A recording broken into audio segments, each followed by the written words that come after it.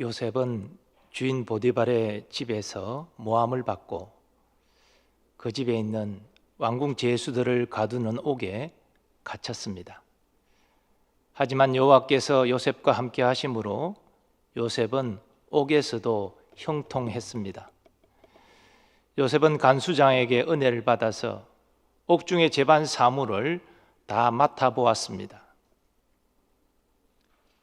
그는 맡은 일들을 지혜롭게 처리했기 때문에 간수장에게도 또 옥중 제수들에게도 축복의 통로가 되었습니다. 이처럼 여호와께서 함께 하시는 인생은 어디서 무엇을 하든지 복된 인생이 됩니다. 그리고 시간이 흘렀습니다. 요셉이 바로 앞에 서서 그의 꿈을 해몽하고 총리 대신으로 섬길 때의 나이가 30세입니다. 그런데 이 본문의 사건은 바로 앞에 서기 만 2년 전에 일어났습니다. 그러니까 요셉의 나이 28세쯤 본문의 이야기 시작됩니다. 요셉이 형들에게 미움받아서 미디안 상인에게 팔리고 그리고 다시 보디발의 집에 종으로 팔릴 때 그의 나이 17세로 본다면 이미 10년 이상의 시간이 지난 때입니다. 그때 애굽왕의 술 맡은 관원장과 떡 굽는 관원장이 애굽왕에게 범죄했습니다. 그래서 왕이 진노해서 그 두 사람을 친위제장 보디발 집에 있는 옥에 가두었습니다. 당시 두 사람은 왕을 모시는 최측근들입니다. 고대 근동에서는 왕에 대한 살해 음모들이 빈번했기 때문에 왕에게 술을 따르는 자와 음식을 장만해서 올리는 자는 왕이 신뢰하는 사람들만 할 수 있었습니다. 그러므로 술 맡은 관원장과 떡 굽는 관원장, 곧 그 모든 일들을 총괄하는 그들은 애굽의 최고 관리들이고 권세가 있는 자들이었습니다. 그래서 친위대장 보디발은 옥에 있는 요셉으로 하여금 그 두 사람을 섬기게 했습니다. 부인의 이야기를 듣고 요셉을 옥에 가두었지만 부인의 말을 전적으로 받아들이지 않고 요셉을 신뢰했기 때문에 그 고위관리 두 사람을 요셉이 섬기도록 한 것인 것으로 이해할 수 있습니다. 그리고 여러 날이 지나 두 사람이 하룻밤에 꿈을 꾸는데 그 내용이 각각 달랐습니다. 요셉은 여느 날처럼 아침에 그 두 사람을 섬기기 위해서 그들을 찾아갔는데 그 두 사람의 낯빛이 근심빛이 있었습니다. 그래서 요셉은 왜 얼굴에 근심빛이 있습니까? 라고 묻자 그들은 꿈을 꾸었지만 해몽할 자를 찾지 못해서 근심한다라고 말합니다. 사실 바로의 처분을 앞두고 있는 그들로서는 이 꿈이 바로의 처분과 긴밀하게 연결되어 있음을 직감하고 그 꿈의 내용을 알기를 원했지만 그 자신 스스로도 풀 수가 없었고 그 꿈을 해몽할 자가 없었기 때문에 답답하여 근심해하고 있었던 것입니다. 이에 요셉이 그들에게 이릅니다. 해석은 하나님께 있지 아니하니까 청하건대 내게 이르소서. 요셉은 종의 신분입니다. 반면 두 사람은 옥에 갇혀 있지만 애굽의 최고위 관리들입니다.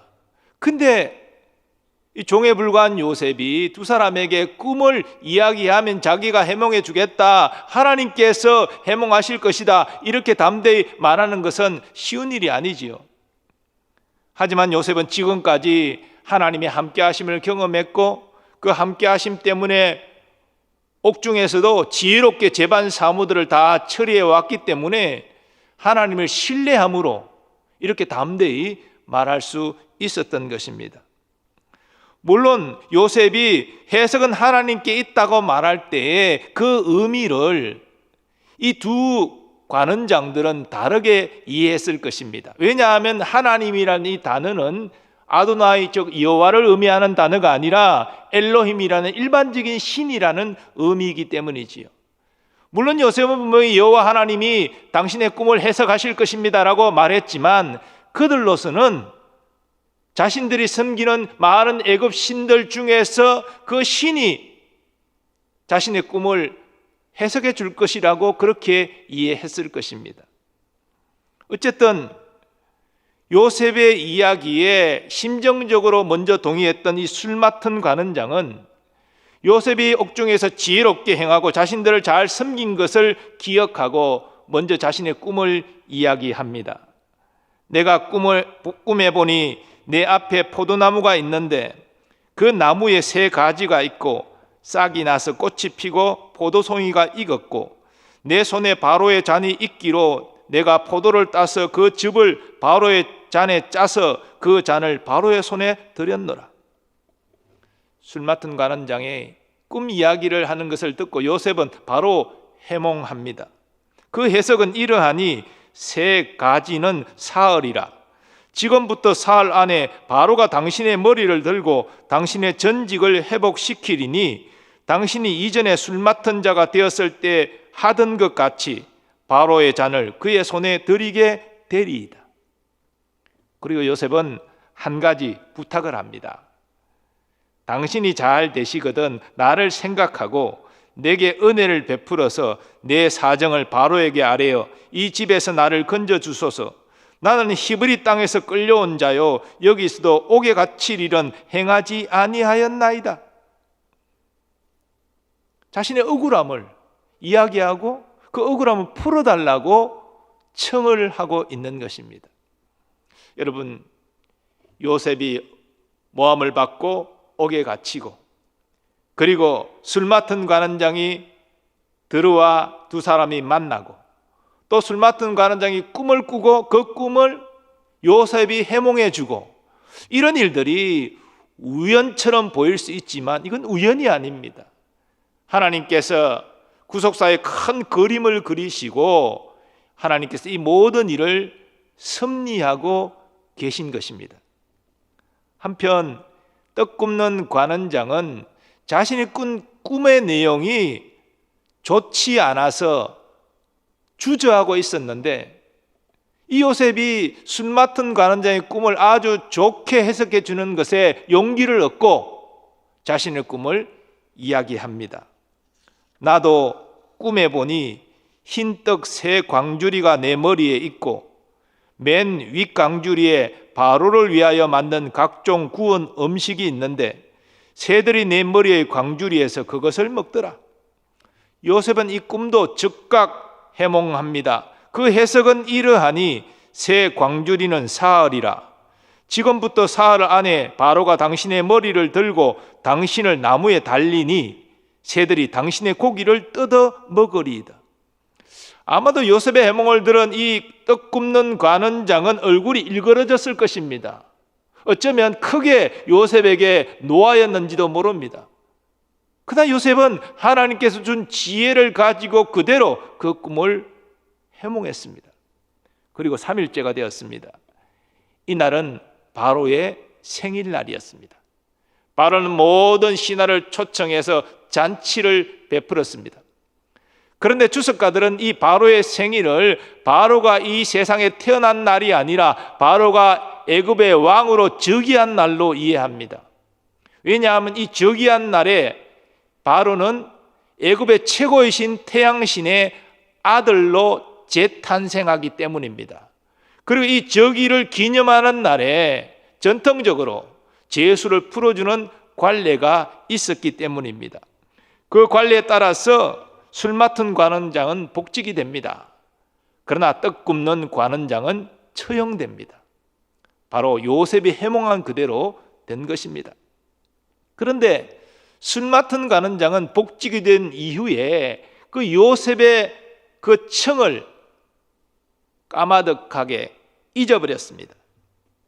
더 나아가 자신의 억울함을 풀어달라고 호소하는 요셉 자체를 잊어버렸습니다. 사실 애굽의 최고위 관리인 그가 뭐가 부족해서 이름도 알지 못하는 그 히브리 종을 기억하겠습니까?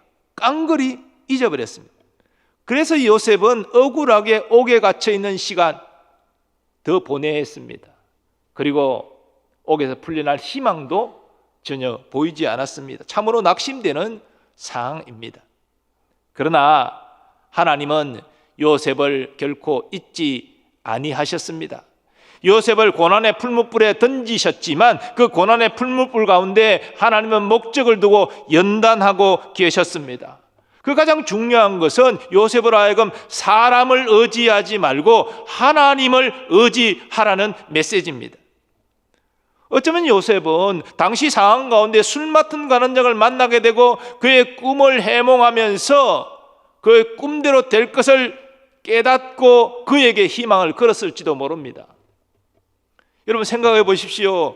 친위 대장도 함부로 할 수 없는 왕의 최측근이요 애굽의 고위관리입니다. 늘 왕 곁에 있기 때문에 요셉의 억울한 사정을 바로에게 이야기한다면 자신 같은 종점은 즉각 옥에서 풀려날 수 있습니다. 그리고 자신의 꿈대로 되지 않았습니까? 해몽한 대로 되지 않았습니까? 그러니 요셉이 기대감을 가지는 것은 당연한 일 아니겠습니까? 그러나 하나님께서는 앞으로 요셉을 쓰시기 위해서 그에게 그 자신의 능력이나 어떤 유력한 사람이나 의지하지 말고 하나님만을 바라보고 의지하도록 훈련시키고자 하셨습니다. 그래서 요셉의 인간적인 기대를 무산시키시고 2년 더 그 옥중에 고생하게 만드셨습니다. 이것은 요셉에게 행하시는 신앙 훈련이었습니다. 그리고 하나님은 하나님의 계획을 가지시고 일하셨습니다. 바로 하나님의 때에 하나님의 뜻을 이루고자 하신 것입니다. 그 하나님의 때는 술 맡은 관원장이 복직된 때가 아닙니다. 바로 그로부터 2년 후에 바로가 연거푸 꿈을 꾸게 되고 그 꿈을 해석할 자가 애굽 천지에 없는 상황 가운데 바로의 최측근인 술 맡은 관원장이 2년 전 자기가 경험한 일을 생각하게 되고 자신의 그 꿈을 해몽하고 그 꿈대로 자신이 복직된 사실로 말미암아 요셉을 청구하게 됩니다. 그래서 요셉은 옥중에서 나와서 바로 앞에 서서 바로의 꿈을 듣고 그 꿈을 해석하게 되지요. 뿐만 아니라 그 꿈에 따른 애굽의 대처 방안도 제안하게 되지요. 그래서 바로는 그 이야기를 듣고 이 같은 지혜를 가진 사람이 또 있겠는가? 즉각적으로 요셉을 애굽의 총리 대신으로 세웁니다. 이 일로 말미암아 요셉은 애굽을 7년 대기근에서 구원하게 되고 더 나아가 가나안 땅에서 기근으로 고통받고 있던 아비 야곱과 그 형제들의 가족도 구원하게 되지요. 그리고 그 가족 모두를 애굽으로 이주시키고 그 애굽 당시 가장 강대국인 애굽의 보호 아래에서 400년을 지나는 동안 한 민족을 이루게 하지요. 이 민족이 하나님의 택함 받은 이스라엘 민족 아닙니까? 하나님께서는 이런 큰 계획을 가지고 지금 역사하고 계신 것입니다. 이처럼 하나님의 시간표는 우리가 생각하는 시간표와 다릅니다. 그러므로 하나님은 요셉이 하나님의 주권을 인정하고 하나님의 때를 인내하며 기다릴 수 있도록 훈련하고 계셨습니다. 신약 성경을 보면 이 때와 관련해서 두 가지 단어가 나옵니다. 한 가지는 인간의 때와 관련된 이 크로노스라는 단어이고 또 한 단어는 하나님의 때와 관련된 카이로스라는 단어입니다. 메시아 대망 사상과 관련해서 이 두 단어를 적용해서 설명을 해드린다면 유대인들에게는 메시아 대망 사상이 있었습니다. 나라가 망하고 포로 생활의 고통 가운데 유대인들은 하나님의 독생자 자신들을 구원할 메시아를 대망하며 기다렸습니다. 그 메시아는 구약에 예언된 대로 다윗의 자손으로 오실 것이고 또 베들레헴에서 태어나실 것이며 기적을 행하실 분이십니다. 더 나아가 예수님 당시에는 자신들이 로마의 지배받고 억압받고 신음하고 있는데 이 로마의 지배에서 우리를 해방시키시고 다윗 시대의 영광의 왕국을 회복하시고 건설하실 메시아, 그 메시아를 그들은 기다리고 또 기다렸습니다. 하지만 그것은 저들의 기대감에 따른 크로노스의 때였습니다. 하나님은 하나님의 경륜을 따라 메시아가 이 땅에 올 때를 작정하셨습니다. 그리고 이를 위해서 준비하셨습니다. 본문의 요셉도 그 하나님이 이를 위하여 하나님의 쓰시는 하나님의 도구입니다. 다윗 왕도 마찬가지입니다. 신약으로 넘어와서 요셉과 마리아도 하나님께서 이 일을 위하여 쓰시는 도구들입니다. 그리고 마침내 카이로스의 때가 되었습니다. 때가 참에 하나님이 그 아들을 보내사 여자에게서 나게 하시고 율법 아래에 나게 하신 것은 율법 아래에 있는 자들을 속량하시고 우리로 아들의 명분을 얻게 하려 하심이라. 하나님의 시간표는 하나님께서 정하십니다. 그 누구도 그 무엇도 하나님이 정한 시간표를 막을 수 없고 거스를 수 없습니다. 정확히 하나님의 때가 되어서 하나님의 독생자 이 땅에 성육신 하셨습니다. 정확히 하나님의 때에 공생애를 시작하셨고 또 정확히 하나님의 때에 십자가에서 세상 죄를 대속하여 죽으셨습니다. 그리고 하나님의 때에 부활하셨습니다. 그리고 성천하셨습니다. 이제 정확히 하나님의 때에 우리의 구원을 완성하기 위하여 예수님 재림하실 것입니다. 사도 요한은 요한계시록을 기록하면서 이와 관련해서 이렇게 증거합니다. 이 예언의 말씀을 읽는 자와 듣는 자와 그 가운데 기록한 것을 지키는 자는 복이 있나니 때가 가까움이라. 이 가까워지는 때가 무엇입니까? 볼지어다 그가 구름을 타고 오시리라. 각 사람의 눈이 그를 보겠고 그를 찌른 자들도 볼 것이요 땅에 있는 모든 족속이 그로 말미암아 애곡하리니 그러하리라. 하나님의 때에 예수님이 영광스럽게 부활의 몸을 가지시고 구름 타고 이 땅에 오실 것입니다. 예수님 믿지 않는 사람들은 애통하게 될 것이지요. 하지만 예수 믿는 우리는 부활의 몸을 동시에 입게 될 것이고 새하늘과 새 땅에서 영원히 예수님과 함께 왕노릇하며 살게 될 것입니다. 이것이 하나님의 때에 이루어진다는 것이지요. 그러므로 하나님은 요셉을 잊지 아니하셨던 것처럼 자기 백성을 잊지 아니하십니다. 하나님께서 자기 백성 가운데 두신 뜻은 반드시 이루신다는 것입니다. 우리는 구약의 이스라엘 백성을 통해서 그 사실을 분명히 확인할 수 있습니다. 하나님께서 택한 백성이지만 그들이 하나님께 불순종하고 우상을 섬김으로 말미암아 하나님은 구약의 선지자들을 통해서 그들을 심판하실 것을 분명히 예고하셨습니다. 그리고 하나님의 때에 정확하게 그 일을 이루셨습니다. 하지만 하나님의 뜻은 택한 이스라엘을 완전히 버리시는 것이 아니었습니다. 그들의 패역함을 회개시켜서 정결하게 만들어 회복시키기 위함이었습니다. 그래서 예레미야를 통해서 이렇게 말씀하십니다. 바벨론에서 70년이 차면 내가 너희를 돌보고 나의 선한 말을 너희에게 성취하여 너희를 이곳으로 돌아오게 하리라.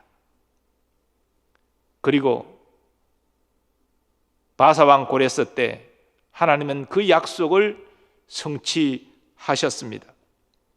바사의 고레스 왕 원년에 여호와께서 예레미야의 입으로 하신 말씀을 이루시려고 여호와께서 바사의 고레스 왕의 마음을 감동시키시매 그가 온 나라에 공포도 하고 조수도 내려 이르되 바사 왕 고레스가 이같이 말하노니 하늘의 신 여호와께서 세상 만국을 내게 주셨고 나에게 명령하여 유다 예루살렘의 성전을 건축하라 하셨나니 너희 중에 그의 백성된 자는 다 올라갈지어다. 너희 하나님 여호와께서 함께 하시기를 원하노라. 하나님께서 자기 백성에게 약속하신 것을 잊지 아니하셨고 하나님의 때 완벽하게 이루셨습니다. 이러한 사실은 우리에게도 그대로 적용됩니다. 우리는 나름대로 인생의 계획이 있고 그 계획을 이루기 위해서 열심히 일합니다. 선한 일입니다. 아무것도 하지 않고 목적 없이 사는 것보다 목표를 가지고 열심히 일하는 것이 얼마나 하나님께 아름다운 일입니까? 그러나 여러분, 우리는 잠언 기자처럼 우리의 삶에 주권적으로 역사하시는 하나님을 인정하고 고백해야 됩니다. 마음의 경영은 사람에게 있어도 말의 응답은 여호와께로부터 나오느니라. 사람이 마음으로 자기의 일을 계획할지라도 그의 걸음을 인도하시는 이는 여호와 신이라.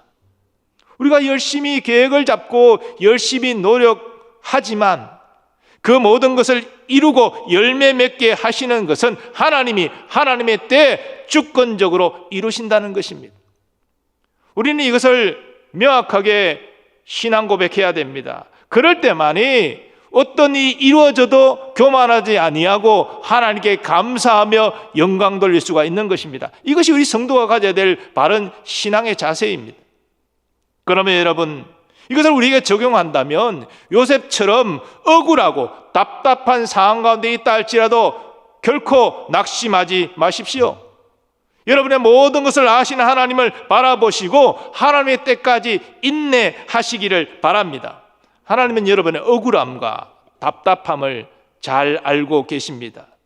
그런데 왜 하나님께서 적시로 우리의 닫힌 문을 열어주시지 않는 걸까요? 맺힌 것들을 풀어주시지 않는 것일까요? 우리를 영적으로 신앙적으로 요셉에게 그러하셨던 것처럼 연단하고 계신 것입니다. 그래서 하나님의 때 우리를 쓰기를 원하시는 것입니다. 사도 바울은 이와 관련해서 갈라디아에서 이렇게 권면합니다. 우리가 선을 행하되 낙심하지 말지니 포기하지 아니하면 때가 이름에 거두리라. 여러분, 우리가 경험했다시피 우리가 선한 일을 하면 항상 선한 결과가 옵니까? 선한 일을 해도 오해받고 비방받고 모욕당할 때가 있습니다. 이것이 타락한 세상의 특징입니다. 우리가 예수님 재림하시고 나서 죄와 악이 사라진 새하늘과 새 땅에서는요, 선을 행하면 선한 결과만 항상 100% 돌아와요. 하지만 죄로 말미암아 타락한 세상은 선을 행해도 선이 100% 돌아오지 않습니다. 우리가 손해보고 억울한 일을 당할 때가 분명히 있습니다. 그러나 여러분, 하나님 살아계십니다. 우리의 억울함과 우리의 원통함을 하나님 다 아십니다. 그래서 우리가 선을 행할 때 참 여러 가지 어려움을 겪지만 그럼에도 불구하고 낙심하지 말고 하나님 바라보고 하나님이 나의 모든 걸 아신다, 끝까지 선을 행할 때 하나님은 때가 이르면 풍성히 거두게 하는 것입니다. 그래서 여러분, 오히려 선을 행하다가 어려운 일을 만날 때 우리는 생각해야 됩니다. 이때 내가 정말 하나님 앞에 인정받는 믿음을 나타내고 인정받는 믿음으로 행할 때에 이 화가 엄청난 복으로 다시 내게 돌아온다는 사실이죠. 그걸 인식하는 것이 중요한 것이죠. 지금 우리는 하반기 다함께 전도주의를 비대면 관계 맺기 방식으로 진행하고 있습니다. 사람을 만날 수 없으니까 부덕불, 그러한 방식을 우리가 생각하고 우리가 적용하고 있습니다. 이 영혼을 구원하는 일은 참 선한 일이지요. 사실 최고 선한 일이, 하나님 보시기에 가장 선한 일이 영혼을 하나님께로 인도하는 일일 것입니다. 그런데 이 일이 순적하게 잘 됩니까? 잘 되지 않지요. 그래서 우리가 당장 열매를 거두지 못한다 할지라도 계속해서 이 일을 해야 됩니다. 이게 선을 행하는 것입니다. 여러분, 그를 구원하기 위하여 계속 품고 기도하는 것, 선을 행하는 것입니다. 그에게 사랑으로 섬기는 것, 선을 행하는 것입니다. 그에게 안부를 묻고 참 유익한 동영상을 보내면서 은혜 받기를 바란다, 축복하는 것, 선을 행하는 것입니다. 또 그에게 선물을 주고 식사 대접을 하고 교회로 초청하고 예배로 초청하는 것, 선을 행하는 것입니다. 하나님 보실 때 정말 인정하시는 선을 행하는 것입니다. 하지만 우리가 현실적으로 경험하다시피 그렇게 선을 행하고 하나님이 가장 인정하시는 선을 행하지만 우리에게 돌아오는 것은 아무 열매가 당장 없고 오히려 모욕을 받고 수치를 받고 손해를 보고 억울한 일을 당하고 이런 일들을 우리는 경험하게 됩니다. 그래서 어떤 때는 내가 이렇게 하는 것이 다 의미가 없구나, 그렇게 낙심하고 절망할 수 있습니다. 하지만 아닙니다. 아직 그가 구원받을 때가 이르지 않은 것뿐이에요. 하지만 하나님은 한 가지씩 그의 마음을 무너뜨리고 열어가고 계시는 중입니다. 사실 우리가 어떤 분이 우리 교회에 등록을 했을 때요, 어떤 집사님이, 어떤 권사님이 그를 인도하셨지만 그가 어떤 권사님의 어떤 집사님의 인도로 처음 받고 교회 온 게 아니에요. 그 이전에도 수많은 교인들이 그를 섬기고 교회로 인도하고자 그러면서 모욕도 받고 박해도 받고 그 수많은 과정을 통해서 어느 때가 되어서 하나님이 그 마음을 열어주셔서 그가 권사님, 집사님을 통해서 우리 교회에 나온 거예요. 그래서 신앙생활 시작한 거예요.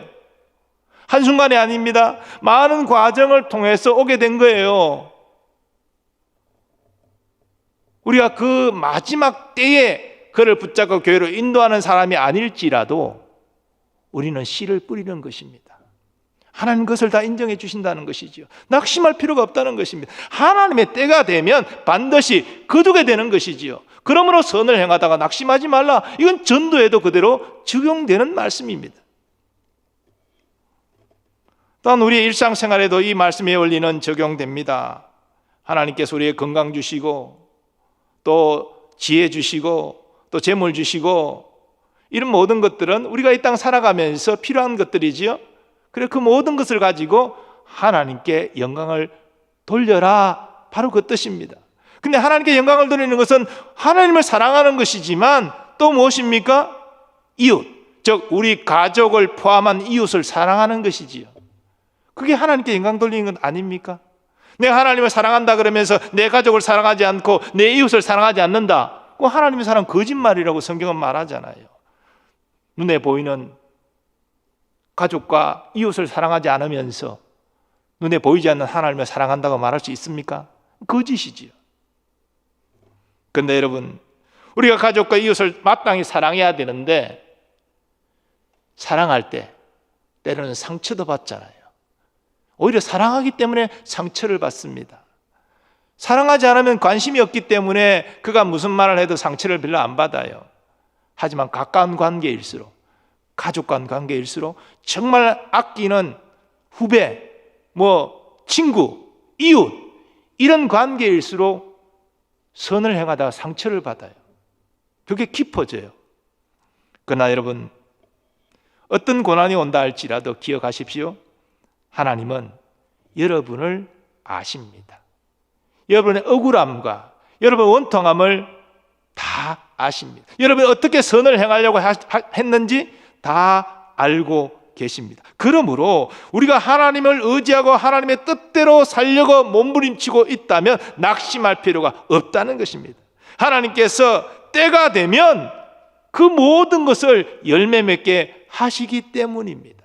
그러면 여러분, 선을 행하다가 낙심하지 마시고 그 어려울 때 하나님께 엎드려 기도하시기 바랍니다.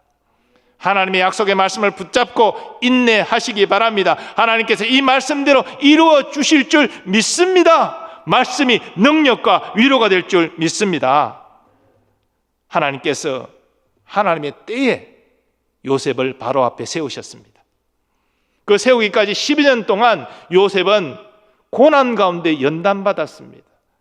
사람을 의지하지 않고 자신의 능력을 의지하지 않고 오직 하나님만을 의지하는 믿음의 사람으로 훈련받았습니다.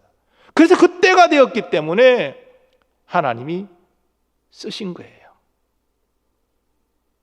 우리는 요셉의 신앙과 그 겸손함을 형들을 만났을 때 말하는 것을 통해서 확인할 수 있지 않습니까?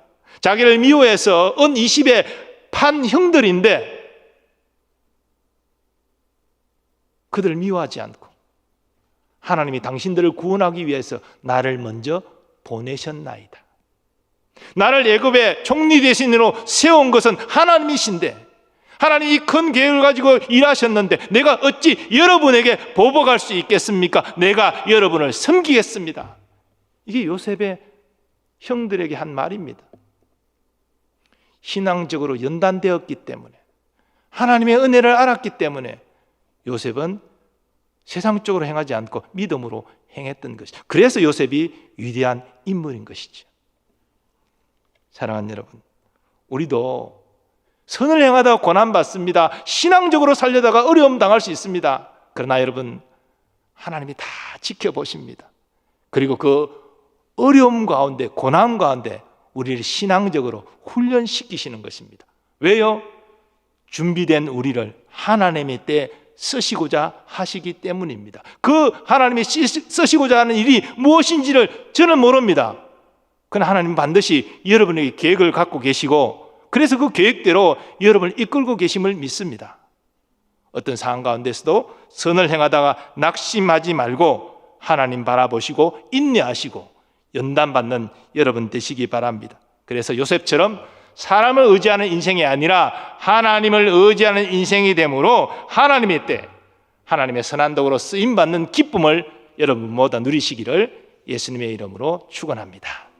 하나님 아버지, 오늘 요셉의 모습을 통해서 고난 가운데 있지만 그 고난을 하나님은 요셉의 신앙 연단의 훈련으로 삼으시고 더 인내하게 하시며, 그래야 결국 하나님의 때에 그를 세워 위대하게 쓰신 것을 말씀을 통하여 깨닫습니다. 하나님, 우리도 선을 행하다가 낙심하지 말게 하시고 더 그럴수록 하나님을 의지하고 말씀 붙잡고 신앙적으로 연단받아 하나님 때에 하나님께 쓰임받는 복된 인생들 다 되게 하여 주시옵소서. 예수님의 존귀하신 이름으로 기원하옵나이다. 아멘.